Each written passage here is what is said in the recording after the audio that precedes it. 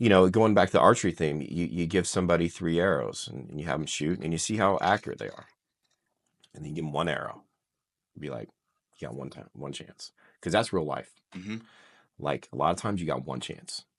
The arrows, the 3 arrows, those are the practice that you get to have. That's a privilege. You got to practice 3 times. That's great. But the game, you get one arrow. What are you going to do with this 1 arrow? There's no other chance. Not this week. And you talk about delayed gratification because, like, right now, if you miss, guess what? You get to just put another arrow and try again right away. You lose that game on Saturday or Friday or Saturday, you got to wait a whole nother week. You got to live a week as a loser. You got to practice a week as a loser. That sucks. Welcome to another episode of the Captains and Coaches Podcast, where we explore the art and the science of leadership through the lens of athletics and beyond. I'm your host, Tex McQuilkin, and today we are joined in studio by Judd Lienhard, a man whose journey defies the conventional path to coaching excellence. From a small-town kid who did not start on his high school team to becoming an all-conference collegiate linebacker, U.S. Army Ranger, and now one of the most innovative performance coaches in the country, Judd's story is a masterclass in resilience and reinvention. As the architect of the MASS method, Judd has transformed how we think about movement, athleticism, strength, and speed. Drawing from battlefield experience and athletic disappointments, he's developed a coaching philosophy that uncovers hidden potential in every athlete he works with. Get ready for a conversation that challenges conventional wisdom and reveals how shared struggle becomes the foundation for extraordinary performance. Tune in as Judd helps us raise the game. Ready, and go. Cool. Some of the best content out there in terms of education, just getting the juices flowing for movement ideas, and then truly anchored in application, which is the name of the game. Oh, man, that means a lot coming from you, dude. I really appreciate that. A lot of theory, a lot of practice, and then a lot of people that don't apply anything that then step up and try to tell you how to do your job. When you're out there, an experienced collegiate athlete, into now training and unlocking athletic potential for not only young men, but also adults out there who want to still continue to always be an athlete. Yeah, no, I actually appreciate the people, in the comments. I sometimes come off as a little rude or like I'm pissed off, but it's really a chance to have discourse, and they bring up common sentiments, and it gives me a chance to address it. So I'm grateful for that too. Yeah, and then it helps you flesh out your ideas further of where was there a misinterpretation. Now let's walk through it. And to be fair, a lot of those same notions I had as well when I was a younger athlete and coach. Like I didn't come out, with these viewpoints. They developed slowly over time. Yeah, and that's what I want to cover is that time, that journey. So take us back, high school football player, collegiate football player, Army Ranger. This has been a long journey, and I know you had an experience within high school listening to some previous interviews where it wasn't the starting job. College football was not in sight. Yeah, so I grew up in a town called Louisiana, Missouri, which, if you're familiar with that area, you might know where it is, but it's about an hour and a half north of St. Louis, kind of in the middle of nowhere on a river. So, we had 2,000 people in the town. I lived outside of that town, and then we had 36 kids on our entire football team. Wow. So, everybody played 11 on 11? Yeah. So everybody played both ways, you know what I mean? And then so we just didn't get looked at a lot. We had a really good conference for small schools, but a bunch of country boys. There's some good athletes there. We just got overlooked a lot because it's just not, and you have to understand it. It's not worth a recruiter's time to go out and first of all, the distance is traveled because a scout for a team or a recruiter, they need to be able to sometimes go to 2 or 3 games in one day. And it just wasn't worth their time to come out there to see us in person because it's a much different recruiting process back in the day. They didn't have huddle and things like that. No.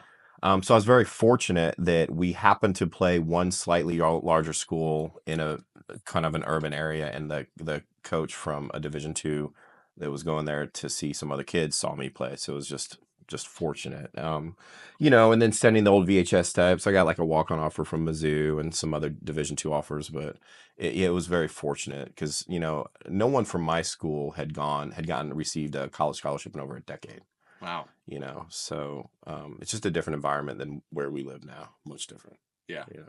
So, and that sparked that college opportunity and dream for you to then take that next step? Yeah. So, taking a step back a little bit, I think it was I guess it was my junior year. I was invited to the All-Star game in Missouri, Okay. and they invite kids from all different classes. And it's like an inferiority complex because I knew these kids from these bigger schools were much better than me. But when I had a chance to get there and actually go head to head with them, it gave me the confidence to know that I could play against some of these kids. And then I had that again when I went to Truman State. So even though it's a Division II, you still get there, and these kids are still big, strong, fast athletes. Mm-hmm. And I was very intimidated because most of the kids that came in with me were from larger urban schools, 5As, 6As, all state. And I had to overcome those insecurities and believe in myself that I could do it, and which was very challenging. And then Yeah. speaking to both the high school and the college coaching experience, how did your coaches communicate to you to instill that belief? Like I like to call it self-leadership. Did you have that throughout experience growing up, or did high school coaches start to instill that and create a spark? So my high school coach was actually fantastic. He was, for what you would expect from a small school, he was well ahead of his time as far as strength and conditioning went. Lots of plyometrics and ballistics and periodization, things like that. Better than I experienced in college even, and better than a lot of the current programs that I'm familiar with And now. head coach leading the strength as well. Yeah, he's track coach. You know how it is. Oh, PE coach, track coach. You know how it is. Like drive a bus if you need him to. You yeah. know, sometimes he would drive the bus to the track meet. You know, and he was very encouraging, and he's the coach that I tell a story all the time. We had a liftathon, so we were bench pressing, right? The the high schoolers were, and I was in middle school at the time. I think I was in 7th grade.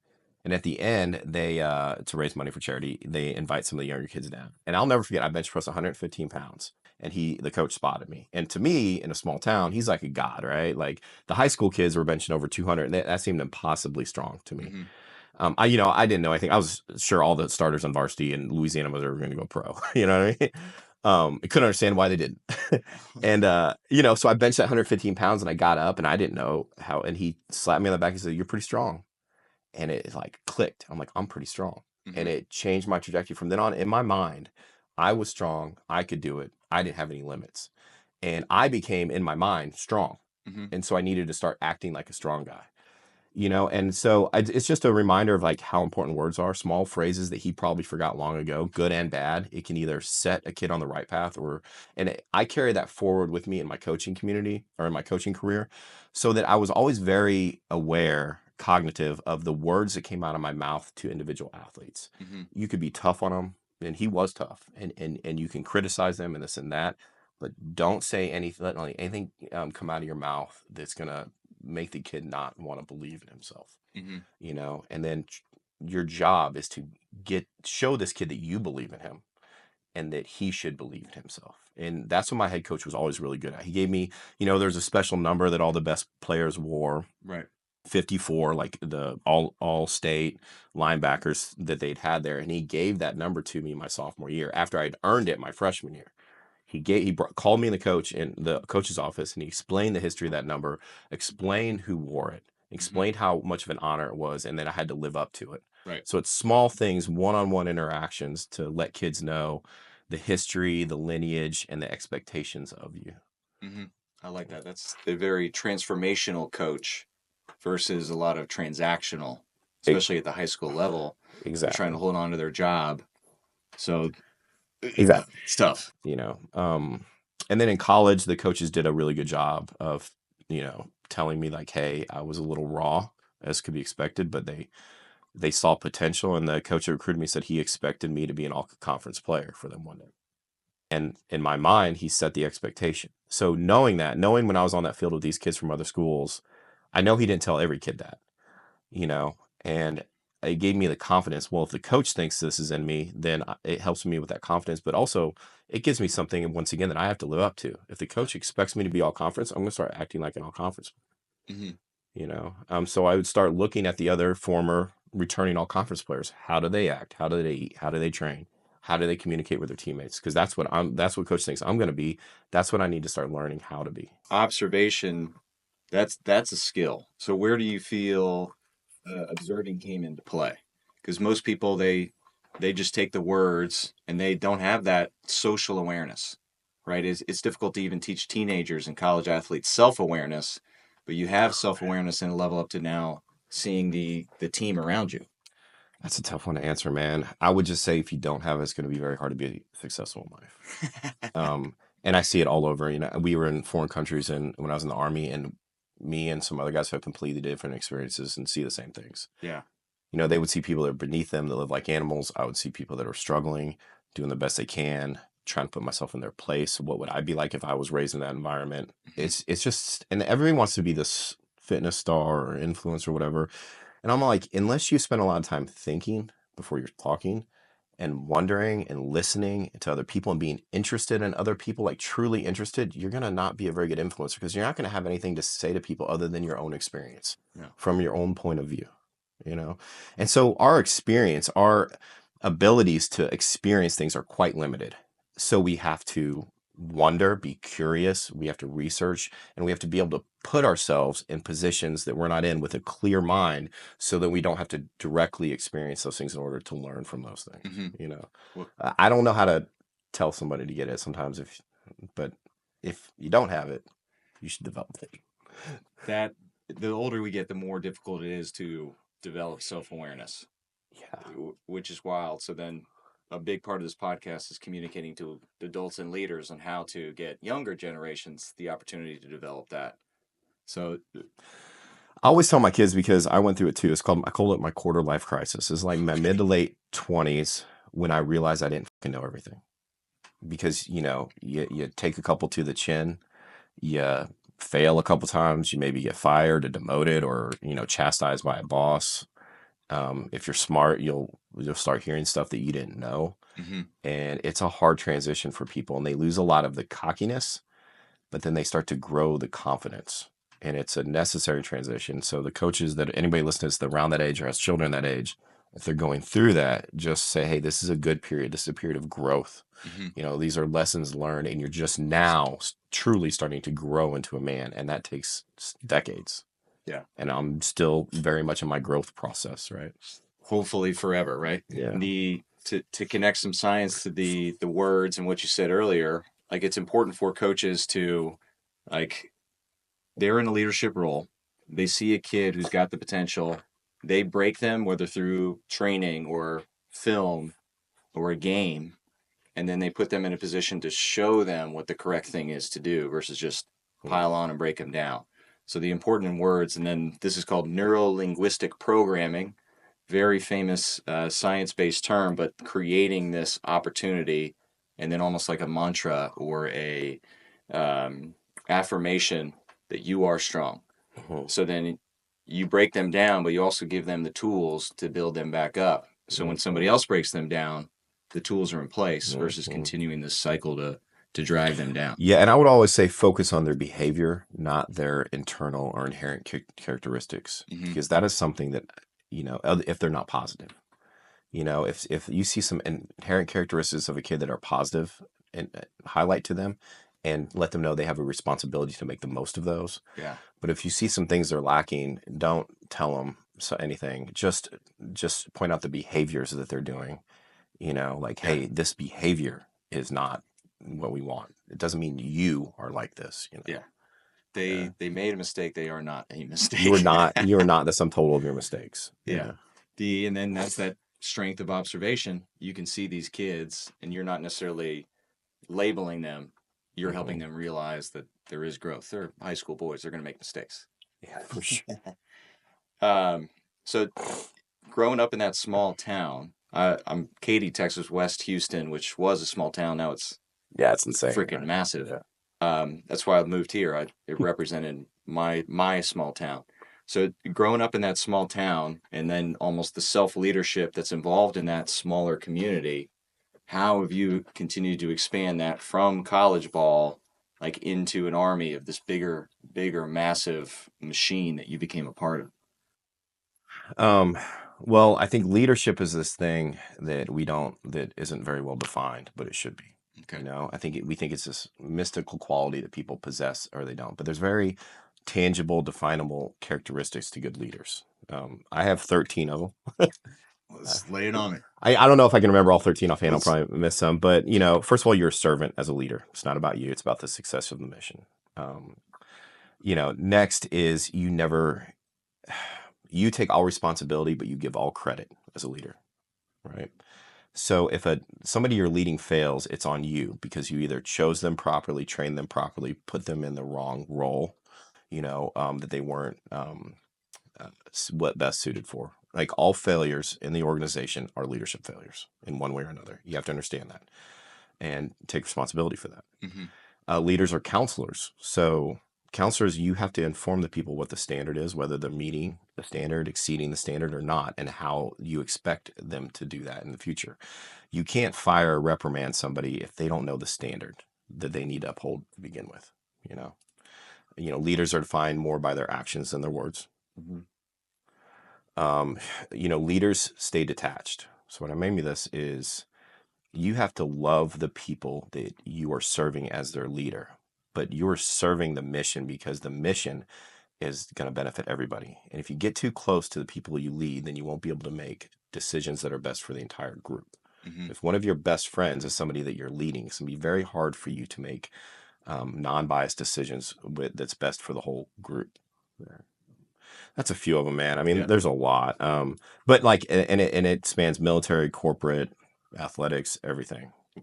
And that's that opportunity, especially the high schoolers you're training. Like these are lessons that you're aiming to get them where it's less painful before they're in the real world. So as a leader, first of all, you have to make your team insular. So your team is special. So it's like there's the negative connotation with indoctrination, but indoctrination is very important. It's establishing the unique lineage of the organization you're in.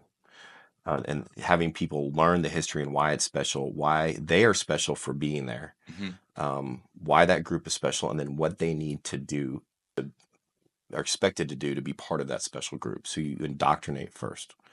And then you train them harder, expect more, and reward them more. So you let them know that they're going to work harder, they're going to be the best, but they're also going to be rewarded the best for that. And then also as a leader, you're the eyes of your team. And what I mean by that is you always see a path towards victory and you never show doubt in your victory. As a leader, you never complain about the leaders above you to the people below you ever. No. So if you're an assistant coach, don't ever complain about a head coach in front of the people, your players. Right. And if you're a player on the team, don't ever complain about the coaches to the younger players on the team. That's not what a leader does. The complaints may be legitimate. As a leader, you complain up. You never complain down. If there are things going on that need fixed, you complain up the ladder. Mm-hmm. You don't complain about it down the ladder because that creates doubt in people about the chances for success in the mission. And when it's all said and done, leaders provide purpose, direction, and motivation. And you're crushing both purpose and motivation, maybe even direction if you do that. And you are fundamentally not doing your job as a leader. Mm-hmm. And finally, I would say leaders develop other leaders. Yeah. So if you get hurt and can't play, even if you're a football player, a team captain, and your backup can't step up and do a pretty good job, well, you failed because you didn't spend time developing your backup. You didn't invest in the next people coming through to make sure that the lineage of your team was upheld. Mm-hmm. So if you're a head coach and you get sick and your assistant coach, drops the ball, you can't be like, well, my assistant coach, no, asshole, you're the head coach. Develop other leaders. Leaders develop leaders. Mm-hmm. So yeah, and then common practice at the high school level for sport coaches, the guys that are really good, leaning into them, giving everything, giving their 80% of their time and effort, and then not thinking towards the future. you have to identify the leaders on your team and spend extra time mentoring them about what it means to be a leader. Yes, leader, and however, I was referencing the best players, so the best guys on the team, which isn't always necessarily the best leader of the team. Sometimes somebody will be a leader too, and it's not a good thing because purpose, direction, motivation, right? So if they are a seed in that locker room, even if they're a good player, and other players look up to them and they're saying negative things about the coaching staff, negative things about the scheme, that's an issue. And you have to address that with them. And if you can't nip that in the bud, then you need to cut ties with that player because they can be a phenomenal player, but they can also be potentially toxic to a team environment. Yeah. So I want to explore this a little bit. So team captain selection, because often it's coaches get the heaviest weighted votes, but the team picks the most popular guys, not necessarily the best captain for the team. So they're the best player, they're the most popular kid in school, but they're certainly not the best leader because of all the things that you mentioned earlier. they are faced with limitations of their own skill. So if they fail, like it's the cornerback getting burned and limping with his hamstring kind of deal. So they protect themselves versus taking responsibility for team's action, their own play, and all that. So, in your opinion, what do you feel is a great way for a high school football program to go through captain selection? I think it should be a combination. Players should feel like they have a vote in who leads them. And the ultimate decision is on the coach, and the coach should sit down and explain why. Mm-hmm. Sometimes it's easier to see things when you sit above it a little bit and can look in it and explain the criteria to being a team captain. It's not the most likable or the coolest or the best athlete.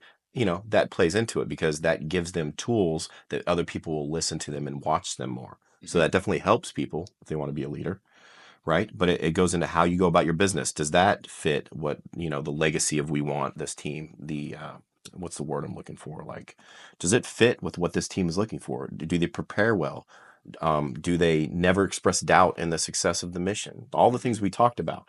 And you can explain that to your team. Like, this is what it takes to be a leader. And, you guys voted for this guy and we hope he gets there. But right now he's just not there. Mm-hmm. And he can be a great teammate, but he has to learn how to be a good teammate before he can be a good leader. And I'm hoping that the guy you voted for becomes a captain one day. Just not ready yet. Mm-hmm. It's okay to be honest with your players. That's extremely important. And then, like you mentioned, you would share that with the team and the individual. The players feel heard, but at the same time, they can see there's room to grow and aspire to. Yeah, just explain why you didn't pick those people, and maybe not single them out, but be like, there are people that you voted for that we didn't select, and those teammates just aren't ready to be captains yet. Yeah, for these reasons. and it's a long season. It's a long season. A captain is not a permanent thing, and they need to know that when they get that seat or whatever, however you choose to designate that role. Mm-hmm. And captains are defined by their actions more than their words. I don't need the rah guy in a locker room just preaching to everybody. A lot of times the best leaders were dudes that wouldn't say a word, but everybody looked at them to see what they were going to do, and what they did mattered. Yeah. I spent a lot of time helping shape behavior and body language. Yes. So body language in respect to conditioning, we're applying the psychology of discomfort and teaching them how to not rest on their knees, the hands on the head, all that, and stand tall. And also, if there's a decision, if coach says something, Yep. getting rid of that reaction. Yeah. So, it's the whole the coach doesn't like me thing. I hear that so much. Gosh, It's like, I'm like, well, why do you think he doesn't like me? And I always say that. So I get a lot of so I have a privilege of getting a lot of one-on-one time with kids and creating emotive bonds with them and things like that. And so I get a lot of that. And I'm like, why do you think the coach doesn't like you? I don't know. Well, let's figure it out. Oh, it's because of my dad. Oh, it's because your dad, huh? Or something. It's like, every time he gives you a workout, you sure you're the first one at the line. You sure your body language. You do look him in the eye. And a lot of those same kids and people, they're like, well, they have to earn my respect. I'm like, no, they don't. Here's the thing. They're an authority figure. Whether you like it or not, that commands respect, right? As an authority figure, they should respect you as a player. But even if they don't, that doesn't alleviate of your obligations to treat them with respect. Right.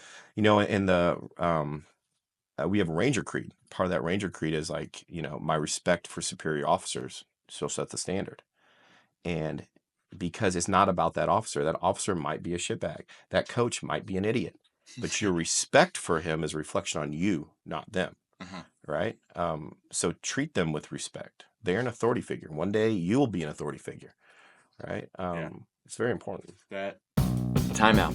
Feeling the weight of the world on your shoulders, actual training, getting squeezed out by life's demands? The Old Bull program on Train Heroic was built for warriors like you. I create targeted 6-week training cycles that systematically address knee, hip, back, and shoulder health, the foundations that keep you moving when others break. No wasted time, no unnecessary complexity, just intelligent programming that adapts to your schedule and your body's needs. Each cycle manipulates key lifts to maximize results even when time is scarce, because old bulls don't stop training. We just train wiser.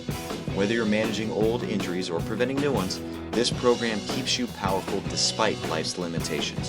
Start your 7-day free trial on Train Heroic by clicking the link in the show notes. The Old Bull program, because the world needs your strength. And now, back to the show. Ready, and ready. That last component is a great thing to add to that conversation. So now it's almost the I want you to treat your coach, your captain, like you want to be treated when you're in that role in that position. Absolutely. So that's an important thing. Um, Sticking with the Ranger Creed, I want to spend some time in that experience. Like that motivation to join the military, you enlisted, correct? Correct. Yeah. Yeah. Well, I enlisted, but I was an officer. Okay. So yeah, I was commissioned. So then, I mean, post college, you took the opportunity to then join during wartime.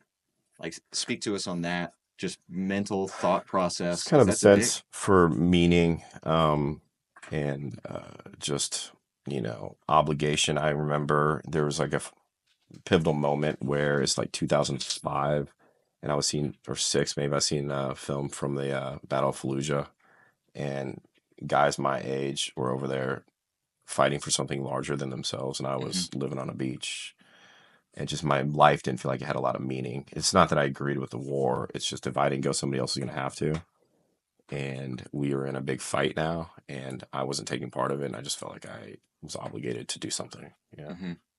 And then to step from, I mean, into a ranger, you had to prepare, you had to target. That was a goal in itself.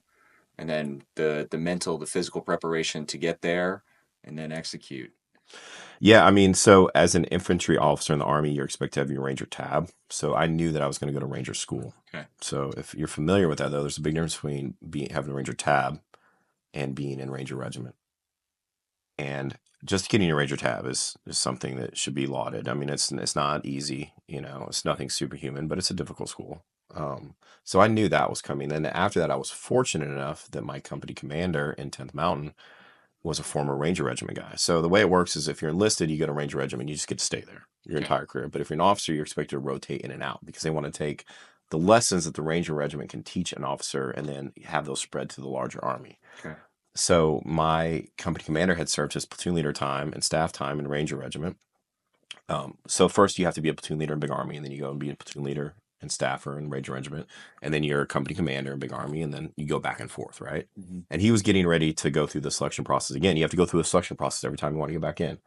And he asked if anybody wanted to go, and and then you have to, submit a packet, and they screen out before you go, so you have to be certain level of intelligence, and PT scored a certain amount, so you have this pre-screening, and then it's just you go through a selection course, which isn't extremely hard. I mean, if you're prepared for it, but just shooting standards and knowledge standards and everything else. But then once you get there, you're a newbie in Ranger Regiment, and your preparation isn't over, and your hard lessons learned aren't over, and you have to continue to develop to meet their standards. And I was not ready when I got there. I had some hard lessons that some of which I learned and some of which I wish I would have learned better. So it's a phenomenal organization. And then, so we can spend some time with, you said something, once you get there. That's a similar experience from high school. I signed my letter of intent, but once I get there, with the Army, as you mentioned, once you get there, and then in life, once I get a job or I become a head coach, goals are just beginning. So it's not just a matter of getting accepted and being in that position.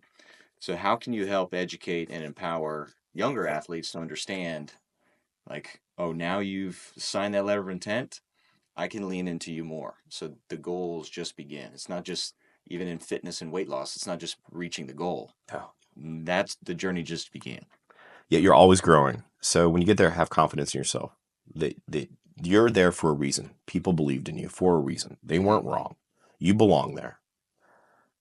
But you are not a fully grown plant yet. They saw the seed of potential in you. And now you have to suck up some nutrients. And what that means is you have to look at those that are doing it right in the organization, and don't think you know everything, and don't try to reinvent the wheel. There'll be a time when you're a veteran that you can look at things and be like, hey, we might be able to do this. That is not the time. You're a sponge. You look at and you copy. You do exactly what they do, right? And you'll learn if you can do it better in time. And then ask questions. Ask good questions, and just more importantly, just keep your fucking mouth shut and watch other people. You'll learn a lot just from watching. Yeah, again, coming back to observation. Yeah. So now, what are some behaviors or actions with the younger kids you're training that you see that you're able to call out and try to shape that behavior that you see, that you experienced once in life as a younger athlete, young soldier, young professional in the career. Like, what Oh are some man, I could common go. behaviors you got to help shape? I could talk about this forever. So we'll start with the commonalities, and this is not just high school kids, but everybody. There's three things I look for: accountability, resiliency, and gratitude. So if you're not in a place you want to be, I always listen to like, are they taking accountability for that? Is it because they didn't prepare hard enough, or they didn't set the stage, or are they blaming other people? And I have to address that. And then gratitude, be grateful for the things in their life that got them there because it makes them appreciative. And it also feels like they're not entitled to it. They have to earn up to these gifts they have to live up to these gifts that have been given to them. Mm-hmm. And then just resiliency. We're all going to have setbacks. And then I just see how they handle those setbacks, and I try to reframe their mindset depending on the situation to look at it a different way. There's lots of injuries and lots of time on the bench, and how to make the most of that time and what can we learn from this stuff. Like you can learn a lot when you tear an ACL about Mm-hmm. how hard it is to come back, and usually players come back better from that. Mm-hmm. And I always tell them, like, most of the time, I know you're frustrated now, but we've done this before. You're not the first player with an ACL injury. It's a very tough time, and I understand that, but you're going to learn a lot of things, and you're going to come back as a better player, and you're going to be grateful for this injury. It goes back to gratitude. Oh Be yeah. grateful for obstacles, right? So that's commonalities. That's everybody. As far as high school kids, their unique struggles is they have a hard time prioritizing and understanding what needs to be their priority right now. They have a lot of passion, a lot of energy. They prioritize girls and partying and alcohol and being popular with their friends. Mm-hmm. Friends are very important to high school kids, being in that in group, and you have to really take a hard look at who their friends are. And then you have to get them to question, are these friends conducive to my larger goals? Mm-hmm. First of all, you have to ask them, what are your larger goals? What are Yeah. your aspirations? And they might say D1 football or pros, or I'm like, okay, that's very important. So we will address that. But what after football? What do you want to do after football? Because you're not going to be a football player your whole life, right? Football playing is a tool that's going to make you a better man, hopefully down the road. So we address those two things and be like, hey, all right, that might be your dream of a child, but is it a goal? And if it's a goal, we have to address what you're doing right now. Make sure you're not closing any doors that's going to prevent that, Mm-hmm. like getting a felony or getting a girl pregnant or something like that, or doing something at a party that's going to get you really physically hurt, irresponsible without thinking. And it's like the best way to do that is to be cautious of the environment you're in. Mm-hmm. So as a one-on-one coach, there's a lot of things you have to talk to with these kids. Mm-hmm. And a lot of times they just don't even think about it. And they'll tell you if you form a bond with them and say, hey, I was just like this at your age. They'll tell you what's going on. And then don't judge them for it. Just be like, well, in my experience, this is Mm-hmm. what, we all have those stories. I did that, and this is what happened to me. Just so you know, you might want to look out for this kid, Mm-hmm. and then go over them what makes good friends, like what makes a good friend. A lot of them don't know. They don't think about it. Their friends are the people that are the coolest, are the funnest to be around, and help their own popularity. Mm-hmm. That's not what makes a good friend. A friend is there for you when it's easier for them not to be. Did they pull you up and hold you to a higher standard? Do they push you down? And more importantly, do they sit down with you when you do something wrong and you're not popular? Do they stay by your side? Or do they create some space for themselves? Like, they just don't even analyze what really makes a good friend. Mm-hmm. Yeah. And hopefully they hold that mirror up as well Yeah. towards their Are you actions, being a good decisions. friend? Yeah. Yeah. Very important. Yeah, I like that. And then the comment, what after? Because there is always an after. High school, college, athletics, everybody's athletic career ends. Yeah. And the important thing of where identity is important, however, at the same time, like we won't want that to define you forever and then hold on to it. It's always sad when you see grown men and the peak, they peaked in high school. But like also that means their funnest times, their best memories were in high school. It's Mm-hmm. like, man, that shouldn't be that way. And maybe your best memories in high school because you prioritize making memories then instead of setting the stage to be able to make better memories down the road. And so, the kids want to do things, and I struggle with this too, man. It's like they want to party. They want to spend all the time with their girlfriend. They make dumb decisions over a girl. They get introduced to alcohol and drugs, and they like them. They want to work out to look a certain way instead of perform a certain way. Mm-hmm. And I'm like, it's not that these things are bad. It's just you're going to have availability to boats and parties and alcohol and drugs and bodybuilding and girls your entire life. But you have a very small window Mm-hmm. when you can set the stage for better things that are going to let all of those things that you love right now be even better when you're more mature and can handle it. Yeah. And it's just like delayed gratification. And Mm-hmm. it's like, hey man, you got your whole life to party on a boat and do bodybuilding. You have a very small window to just optimize everything that you have right now in order to go to a better college and get a better degree, land a better job. So it's usually the people that were younger that were able to see the bigger picture and delay gratification that really get to reap those rewards that don't feel like they peaked in high school. Yes. The fun memories, like I just had my 20-year high school reunion. We were still having the fun memories, but they weren't necessarily the peak. It was just Yeah. funny old football coach sayings from way back when. Yeah. I But mean, yeah, and it's hard to tell these guys too because they're going to college and they maybe have to leave their girlfriend or their high school friends. They don't want to. mhm. And they don't believe it, but it's true. It's like, hey man, and they told me this thing too. The best friends you're ever going to make are going to be in college, not in high school. Because you can self-select a little bit more in college. There's people from all over the world. Mhm. You can meet people that might not look like you or be from the same place. So have a lot of shared affinities, have better moral characteristics. You form a closer bond. And I still like the kids I grew up with in high school, but my closest friends are friends I made in the military and in college Mhm. because you're in a unique environment where you share hardships together. And that's what builds close friends, not partying. Yeah. Yeah, that's a good note. Yeah, I double down on that. College buddies for life, weddings, all the good stuff. Yeah. The delayed gratification. I'm sure you've heard of the marshmallow test for kids. No. Oh, Oh, I love it, dude. Yeah. you got to What? check out this Yeah. research. Simply put, they had kids sit down and they put a marshmallow in front of them. If you wait 2 minutes and the researcher left the room, I'm going to give you two marshmallows. So then they followed these kids for 20 years to see their success, and the kids were able to wait. They had a sense of delayed gratification and were more How old were the kids in the study? four. Oh, Oh, yeah. dude, That's check it out on YouTube. Simple marshmallow test. So then now I think of ways to test and then retest this with high school kids. So and holding them accountable for even showing up early. If it's 5 extra minutes to get a throw in or a catch in with me, or hey, meet me 5 minutes early tomorrow because I want to speak to you about X. Are they able to execute then? So now I can step in and try to shape the behaviors. Like, dude, I was here.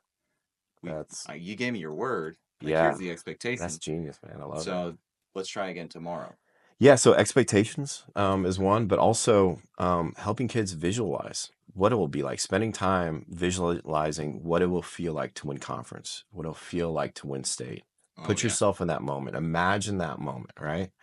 Imagine the payoff if you can delay gratification. Mm-hmm. And then even taking it down a notch, spend time after the workout that was hard. And instead of just sending the kids home, be like, hey, that was brutal, but it's over. Now when you're done, how good do you feel? You're getting better right now. You put in the price, you paid the price, and now you're reaping the rewards for this workout. I'm proud of you. Good job. Remember that tomorrow when you show up sore and you don't want to work. Remember it tonight when you're thinking about maybe drinking alcohol instead of hydrating properly, Mm-hmm. that you're planting seeds that you're going to be able to harvest later. So a coach had a good analogy for us. It's called picking up rocks. So these dudes were in a desert and they were all hungry and thirsty and starving and thought they might die. And they found an old soothsayer there. I might be butchering it, but he's like, here's what you do. You're going to be saved in time. In the meantime, pick up every rock you can. And they thought this guy was nuts, right? And but some people just trusted. They had faith. Like, Mm-hmm. okay, because they were stronger. They knew they could handle it. They knew that they could make it to that oasis, even if they were carrying a bunch of rocks. They started putting rocks in their pocket, and it was harder for them. They were the strong ones. Mm-hmm. And then they came over Horizon and they saw an oasis there. And they're, oh, we're saved. And they went and they drank water and they ate food and they passed out, right? And they all fell asleep. And they woke up, and when they reached their pocket, all of those rocks had turned into diamonds. And the dudes that had faith in the process and picked up the rocks and carried the heavy weight were the ones that had the diamonds at the end. Mm-hmm. They couldn't see it then, but the soothsayer could. So the soothsayer is the head coach. The soothsayer is your parents. Soothsayer are the people like, hey, to you, these are just rocks right now. Pick them up, put them in your pocket, and just trust me. So as a kid, you don't have to see it. You don't have to understand it, but sometimes just have faith in people that have been there. Mm-hmm. And listen to people that are successful, like older adults. Like look at older adults that are living a life that you kind of would like to live and be like, what did you do when you were my age? And they'll tell you, and then have faith in them. Mm-hmm. It might not make sense to you right now, But when you wake up in that oasis and you put your hand in your pocket and you pull out some diamonds, and you're like, he knew what he was talking about. Yeah. You know? I like that too. A similar experience in rock is the connection here. So we did, fortunate private school, we did a retreat getaway team building preseason. And so it was at a camp that had a blue hole in Yeah. Wimberley or somewhere, whatever. yeah, around Wimberley. So private property with a blue hole, awesome experience. So we did like a mile trek out there, and if I saw, clearing, just do push-ups or some GPP fitness, and then we get to the blue hole, and I was looking into, I said, no phones, 5 minutes, take time. What do you want to accomplish this season? Like, let's establish an expectation, an individual goal. Later that night, we would come back together for team goals. So then just had them sit there and think to themselves. And then there was these old men bird watching or something. And I saw them like walking on the cliff above, maybe 30 feet. And so I was like, oh, shit, that'd be awesome to get up there and look. So after our goal, we started to run back, and I saw an old archery, just base camp archery range is the word I'm looking for. So then went there and said, all right, everybody say your individual goal. We just went around in a circle. And then the theme I had was archery. Okay, we're having fun. It's paintball, it's airsoft, it's archery. What do you do if you miss? Reload. Because again, the body language, if I make a mistake, if I miss, it's like, it's the end of the world. So reframed it that sense. And then as I'm having them share, the old men like walk through the archery range.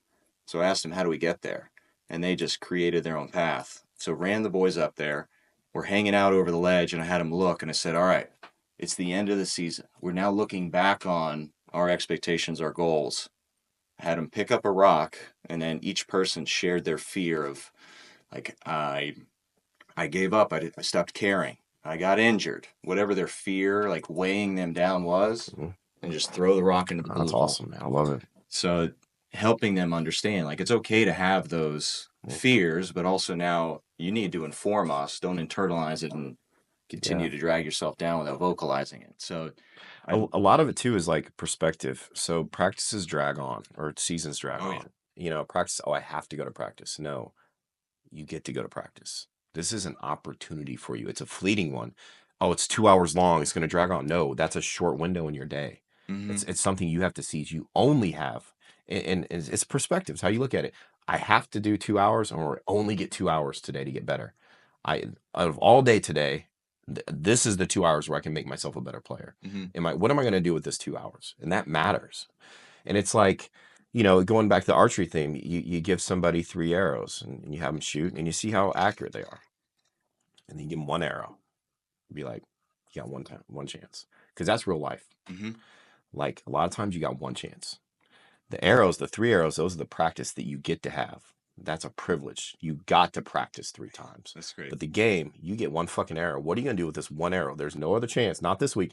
And you talk about delayed gratification because, like, right now, if you miss, guess what? You get to put another arrow and try again right away. You lose that game on Saturday or Friday or Saturday, you got to wait a whole nother fucking week. You got to live a week as a loser. You got to practice a week as a loser. That sucks. Mm-hmm. So a lot of times in life, even if you do get another chance, Olympic athletes, so they f it up, they might get back in 4 years. There's no guarantee, and they got to wait 4 years. Mm-hmm. Like that's life, and you get one shot, man. What are you gonna do with it? Yeah, I like that building on the arrow analogy. That's awesome. Yeah, and the change of perspective and go in elevation. I was thinking also Dead Poet Society. You seen that movie? Yeah, I love that movie. Had the kids stand on the desk. That's a fantastic movie, man. I love it. Yeah, It's amazing. yeah. So that was in my mind. It was more visual. So what we're speaking on right now, you spend a lot of time how you approach leading the mental and emotional state of individuals, and now we're expanding it into the teams. And just yesterday, you posted an awesome Lake Travis video of the dudes. So that's what I love is team dynamics and how do coaches, leaders lead teams because it's a balance. If one person has a doubt or resentment or some form of like cancerous behavior, it's got potential to drag down. But the longer we are away from season, the more important it is to stress and teach so we can identify those behaviors. So Yeah. then come week 4, 5, 6, 7, 8, 9, 10 playoffs, we're set. So now is it instinctual your approach to leading groups? Or do you have an intentionality to it to help understand, hey, I'm training you not for game 1, for game 11 come playoff time? Yeah. It might have been instinctual, but I've had to do a lot of contemplation and analyzation, the difference between being a mentor and being a leader. I'm more of a mentor. I prefer being a mentor, where I can form an emotive bond. I can relate to people. I can counsel them. Being a leader is far different than being a mentor. You can be both. Those very different things. Being a leader, being a mentor, you want to form an attachment with somebody so they trust you and listen to what you have to say. Being a leader, you want to remain distant a little bit. It's not a bad thing if they dislike you a little bit, because even if they're bitching together about you, they're doing something together, right? What you don't want is groups of them to be bitching about other groups of them. So that's a hard thing for leaders. Leaders don't like it when their team talks shit about them. Let them. They're bonding. But you got to look out, are they talking shit about each other? You got to squash that. You punish them bullying and disrespecting each other, right? You let your assistant coaches punish them if they disrespect you, because by disrespecting you, then they're disrespecting the organization as a whole. This has nothing to do with you. You, as a leader, by definition, should be replaceable, right? You should not be invaluable to that team. That team cohesion and togetherness is what's invaluable. And it's just a different perspective. It's you rise above, not like you're better than them, but you're detached, and then they trust you that you can see the vision and you can see the way. You're almost like their guiding light. And then you spread that light to the other captains. And now the captains can see the guiding light. And nobody ever questions the mission or the eventual success of that mission. You know before it happens that you're going to win. And that's what you have to instill. So you don't need to be as nice as a coach. You always treat your players or your employees, whoever it is, with respect. This doesn't mean you disrespect them. You don't tease them. You don't mock them. You don't belittle them. But you don't have to be their buddy. You don't have to be super nice to them either, right? Because what you're looking for is that bonding amongst themselves. They don't need to bond to you. If you're a mentor, they do. If you're a leader, no, you're just a guy. You're the light. You know what I mean? Yeah. It's I don't know if that's the answer you're looking for, and I could go a different route with that, but that's the most important thing is you have to establish standards that everybody knows and lives up to. That's the expectation. Like, I don't like this 110% shit. It's like, hey, what's the standard? Am I meeting the standard? If you are, great. If you're not, that's an issue. We'll find somebody else that will. And then get them to uphold the standard themselves, because it's a pride that they have in themselves and in that standard. You are part of the team, but that team is part of you. So everybody says it's not about you, it's about the team. No, it's about both, because you have become part of the team. So if the team succeeds, you succeed. And I always look for kids when I say, hey, how'd the game go last week or the competition? I always look, do they say how they did, or did they say how the team did? And then if they say how they did first, even though that's what I really care about is how they did. But if they say how they did first, I have to reframe that. I have to be like, well, did you win or lose? Oh, we lost, but I scored 6 goals. Should have scored 8 then, shouldn't you? What could you have done different to help your team win other than just scoring goals? Why didn't other people score goals? How can you help other people score some goals? Because you can score 100 goals. If you lost, guess what? You lost. May as well have scored 0. And so getting them to reframe that, and then now we can work on whatever you need to do to help that team win. Yeah, I like that. And then reframing and showing them how to respond. Now you're training them to step into leadership roles, whether they're a captain or not.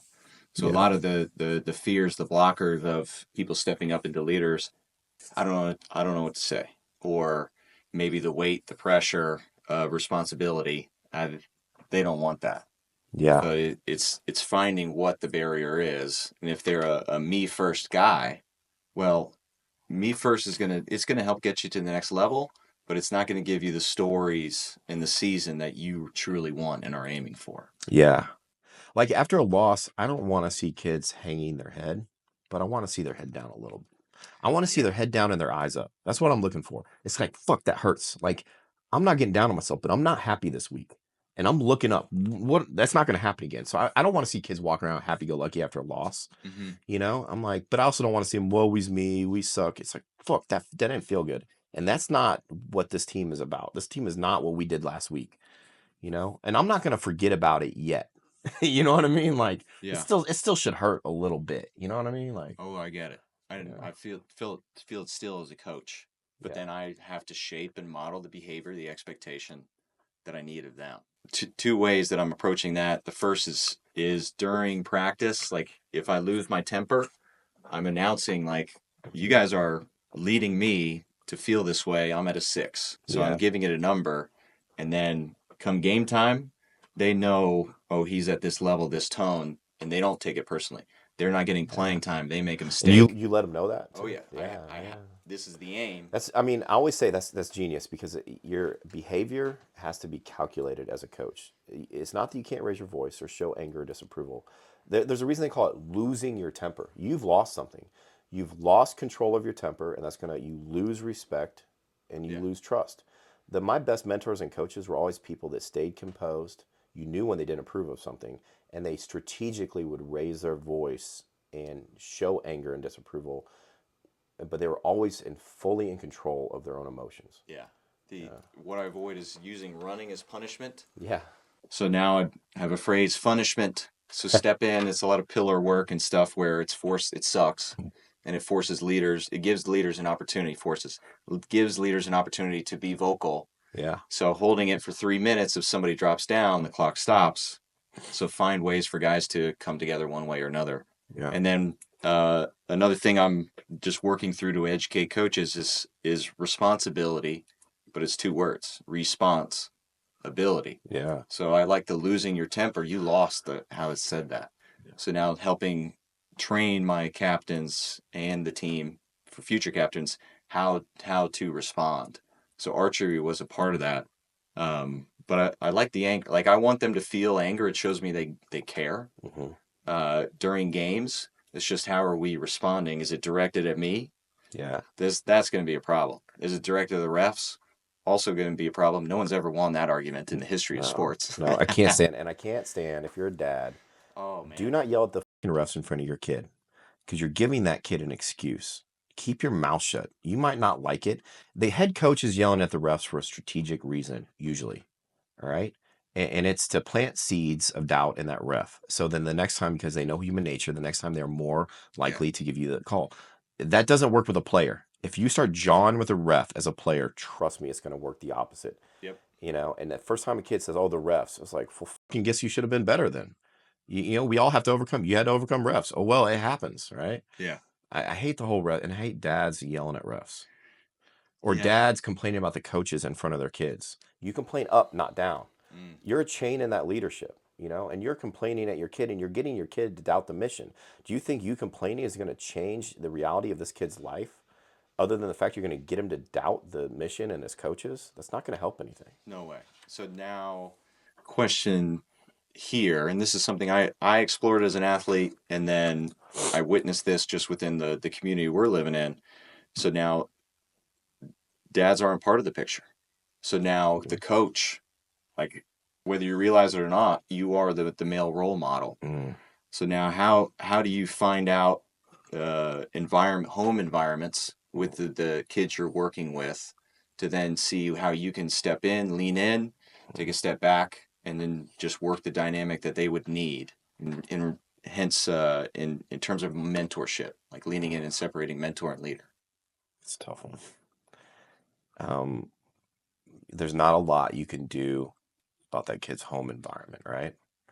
But if you see things that he's either not getting as far as like accountability and responsibility, you know what to hone in on to address with his time there. So you need to see what he's not getting. Is his dad being abusive to him and demeaning and killing his self-confidence? Is his dad comparing him to himself as an athlete? Then you need to address that in a positive way. You need to build up that kid's confidence. You need to let him know that he's not his dad, and he's held to a different standard. And we all have our glory stories of our younger days. Take all that shit with a grain of salt. These dads come in and I electric time their kid, and they run a 4.8 or something, which is pretty fast electric time. Dad's like, "Well, I ran a 4.3. I'm like, "Yeah, asshole." In spikes with hand time with a tailwind. And, fucking let me see it. Let me see the tape. It's like, Dad, what are you doing? Like, why would you do that? Is this about you? Or is it about your kid? That's not all this. Some dads do that. Or, when I was your age, I was benching this. Like, good for you. Like, what college did you go to again? Like, you know what I mean? Like, oh yeah. I would have gone to a bigger one. It's like, oh, So you know, like that kid is going to have some of those traits just because they model themselves after their parents, and you're going to have to do more mentorship for that kid because they're not getting that mentorship at home. Or is it a dad that like their kid can do no wrong and everything's somebody else's problem? You have to address that too. So you're not going to be able to change their home environment, but you have to gonna change your approach to kind of compensate for the home, unfortunately. In a very limited window, 1, 2, 3, 4 hours a week. Yeah, very limited. But that Yeah. limited still has more weight than that hour somewhere else. Yeah, and a kid will listen to you where they won't listen to their parents. You know, and it's frustrating for parents, but it's just the nature of the beast. You know, the kid's going to listen to his friends. He's going to listen to his coaches. He's not going to listen to his dad very often. And it's frustrating for dads. Like I read somewhere, like after the age of 12, kids turn away from the home and they turn toward, they still need mentorship. They turn towards other mentors more. You know, so the best you can be to your, you know, is to, as a dad then, is to try to set the stage so that they're around healthier mentors for one, a better friend group. You know, pick good coaches if you're going the private route, and also, try to like analyze the coaching staff on particular points to see if those are going to be good mentors for your child, because those are who your kid's going to be listening to. You know, but also just create a safe environment at the home. Like give them a chance to whine and complain without shouting them down. At the end, you need to mentor them, but make it so it's safe so they can come to you with stuff. You know, don't act like you were perfect when you were their age, and then they'll come to you. Because if you act like you're perfect and you judge them and you shut them down, they're still going to do that shit. They just won't come to you, and then you're out of their life and you have no control. Right. You know. Yeah, that responsibility for the father. Like if they come to you for if they have a problem, and then they say, well, back in my day, or I didn't do that, or toughen up. It's not how do I respond. It's closing the door. A lot of dads, especially moms too, but they feel like if they tell stories of their youth where they weren't perfect or they failed, it's going to undermine their credibility to their son. And that's not how it works. Your kid loves you and he's going to look up to you. He's going to look up to you by what he sees you do now. How you treat the mom, how you treat your other siblings, how you approach your job, how you talk to other men. He sees everything. You're verbally to him, one of the best things you can do is tell him lessons you learned when you were his age, because then he can relate to you. And then he sees himself in you. So it's not the same. It's almost as if he's making those mistakes. You made those mistakes for him. Don't be like, when I was your age, I did this. When I was your age, I did something really stupid. Like, tell him about the time you got a DUI. I drank a lot at a party and I drove home drunk and I got a DUI. I could have killed somebody. And this is what happened. I didn't start that day, or when I was your age, I got a girl pregnant, or whatever it is. Like, don't be like, hey, and I was stupid and I wish I could change it, but I can't. You know what I mean? Tell stories that you aren't proud of. I tell stories to my kids all the time of times I made a mistake and how I wish I could go back and change it. But the only way I can change that now is to learn from it myself and pass on those hard lessons learned to other people that will listen to me. Leaning into now I can understand differentiating mentor and leader, and then that the team environment as well. So now winding down for I think it's important to now, how do we punish teams for individual mistakes? What would be your approach? First of all, you punish the leader. Okay. So every team needs to have a leader hierarchy within that team. People that they're responsible for. So I don't like hazing, but I like rites of passage. And I don't like putting all the freshmen in one group, and I think every upperclassman should have somebody that they mentor and that they're responsible for.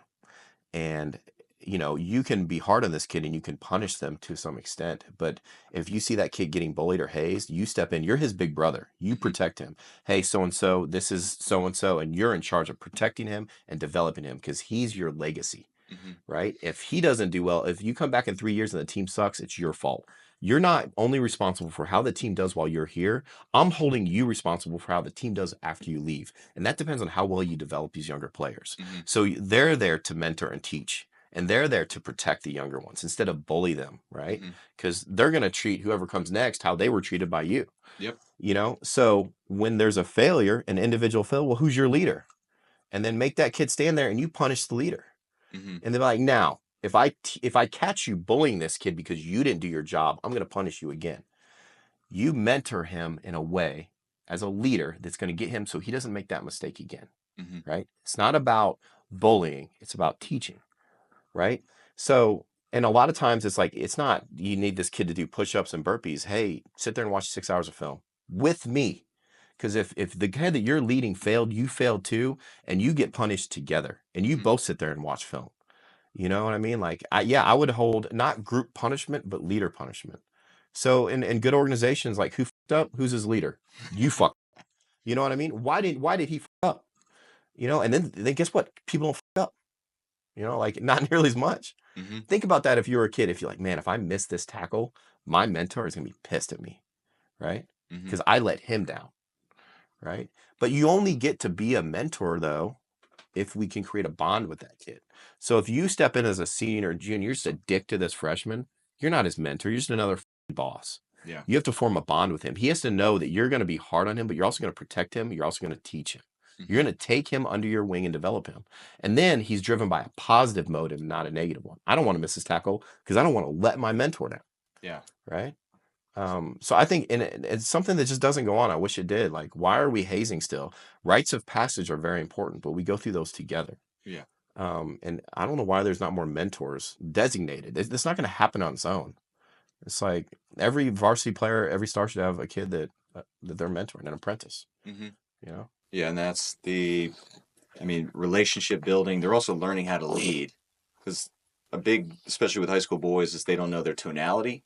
So they're saying the right words, maybe, but then it comes off as being a jerk. So then coaches there help shape how to elevate and change their tone and their message. And at the end of the day, don't worry about the words you say. I know I'm big on talking, and I love to hear myself talk, but really, what you do matters way more. Just do the right thing. That's being a leader. Just first do the right thing. Yeah. You don't want to leave room for the freshman to then bark back because you're asking what you wouldn't do. That loses all credibility. Yeah. Yeah. Well, cool, man. You shared a lot of your experience, your stories, and I value that. And again, the content, the education you're putting out, it's so much fun. Just the creativity and then truly application. Where can people go to continue to learn? We got Instagram, we got podcast, and then what's the future that holds that's local here? Yeah, so Judd Lienhard is my name, and so you can find that if you just if you write that into Instagram, or we're on YouTube now. We put out a little bit of longer form, and the podcasts are on there as well. But the podcasts are on Apple and Spotify and everything else as well. So we're only 9 episodes into the podcast, and it delves into a lot of the topics we talked about today. People that succeeded in a lot of different areas despite their challenges. And then what's next is we're building out a studio in downtown Austin, and we're going to do podcasts from there, collaborate with other great minds in the field, and put out more content from there. And then hopefully, book is on the way sometime shortly. Just talking about MASS method, which is movement, athleticism, strength, speed. It's just a way to pass some of the specific knowledge that I've been exposed to more of a general population, because they deserve to be athletes too. Pretty much it. What I appreciate about authors, you're capturing your ideas. You get the opportunity to leave this legacy and then discover more. So you're not just trapped telling the same story. So once that book comes out, now you're going to start to seek more and then share more experience. So excited for that. I'm a big avid reader, so appreciate that. And I appreciate your time coming out to Dripping Springs. So thank you. Thank you, brother. All right. Thank you for having me on. Thanks for our listeners. We'll see you next time. Bye. Thank you, brother. Appreciate it. Yes, sir. See you.